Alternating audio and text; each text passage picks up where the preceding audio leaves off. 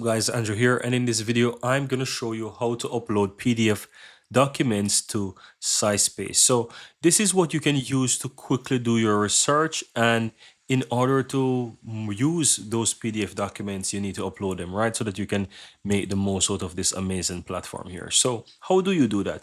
You can easily access your library. On the upper right hand side you have my library, or on the left hand side you have the library as well under your sidebar here. So you can click on my library, and here you can choose how you want to upload documents. Now you can quickly upload the documents under my files here, or you can just upload them under your folder. So you can easily create folders. You have a plus here on the right hand side where you can just create a new folder and you can name it, and then you can just easily select where you want to upload those files. So I'm going to choose, for example, the test folder here, and just simple click and upload PDF. Choose that PDF document here. This is just a dummy brochure file, but you get the general idea. You upload it, and within seconds that file is uploaded, right? So you can see that the file is here, the file name is there. You can even change the name of the file after you upload it as well.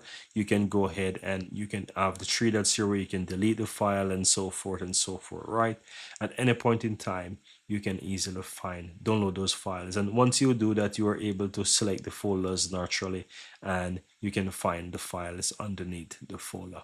And from here you can see that you have the file and so forth, right? You also have information here about it and so forth. So quite a lot of things, guys. It also shows you some suggested columns, so it's literally pulling information from that document so that you can see what is containing and so forth. But that's it, guys. That's how you go ahead and upload PDF documents to SciSpace. Very easy and very simple.